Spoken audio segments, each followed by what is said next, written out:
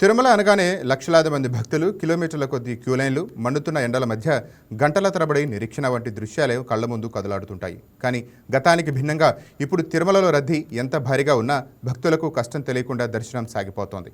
కొండపై ఎక్కడ ఏ మూల భక్తుడికి చిన్న ఇబ్బంది కలిగిన క్షణాల్లో టీటీడీ యంత్రాంగం అక్కడికి చేరుకోగలుగుతోంది. దాదాపు ఒక్క రోజులోని 91,000 మంది పైగా భక్తులు సాఫీగా దర్శనం కల్పించడం వెనుక ఎవరి పనితనం ఉంది? Let's this watch story.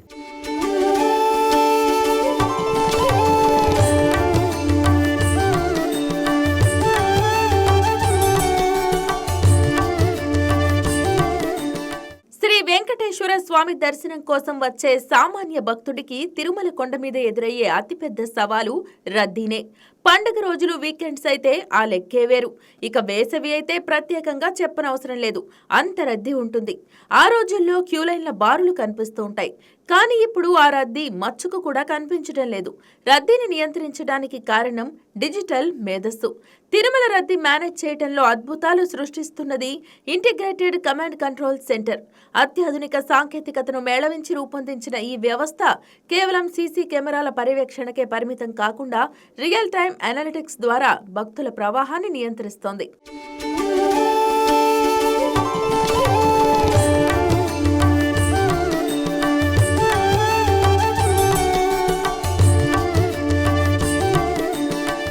వేసవి సెలవుల దృష్ట్యా తిరుమలలో భక్తుల రద్దీ కళ్లు చెదిరే స్థాయిలో పెరుగుతున్నప్పటికీ ఈ కమాండ్ కంట్రోల్ సెంటర్ ద్వారా అధికారులు ప్రతి అడుగును విశ్లేషిస్తున్నారు. ఇంటిగ్రేటెడ్ కమాండ్ కంట్రోల్ సెంటర్ ద్వారా రద్దీని నియంత్రించడం ఓ అద్భుతమనే చెప్పాలి.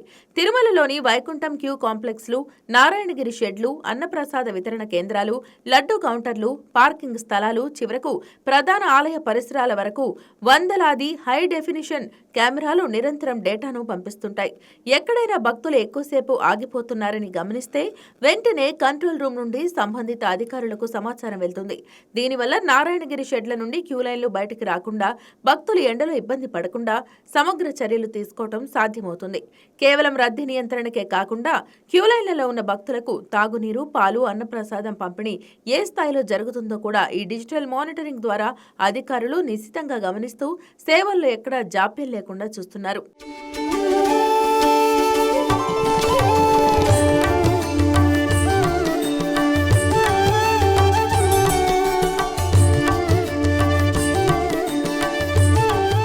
తిరుమలలో ఈ మే నెలలో భక్తులు గణాంకాలను లోతుగా పరిశీలిస్తే టీటీడీ యంత్రాంగం ఎంత స్థాయి ఒత్తిడిని అయినా ఎంత సమర్థవంతంగా ఎదుర్కొంటుందో అర్థమవుతోంది.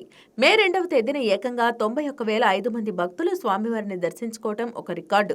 గత 3 ఏళ్ల మే నెల రోజువారీ భక్తుల రాకను గమనిస్తే మే 1న 2024లో 72,510 మంది ఉంటే 2025 మే 1న 57,863 మంది, 2026 మే 1న 71,008 మంది దర్శనం చేసుకున్నారు.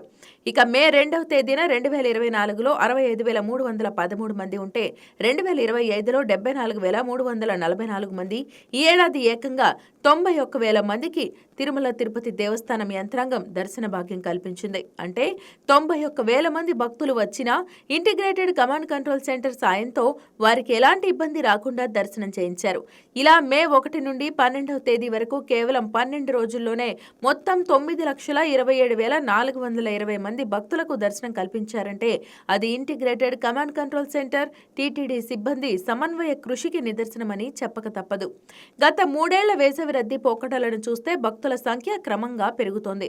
2024లో మార్చి నుంచి మే వరకు నెలకు దాదాపు 20 లక్షల చొప్పున వచ్చారు.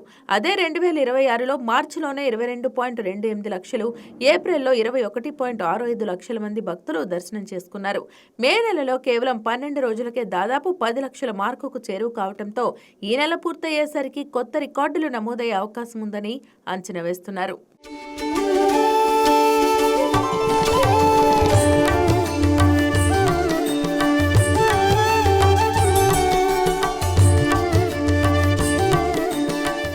ఈ అత్యాధునిక కమాండ్ కంట్రోల్ రూమ్ ద్వారా భద్రతాపరమైన అంశాలను కూడా టీటీడీ కట్టుదిట్టంగా పర్యవేక్షిస్తోంది.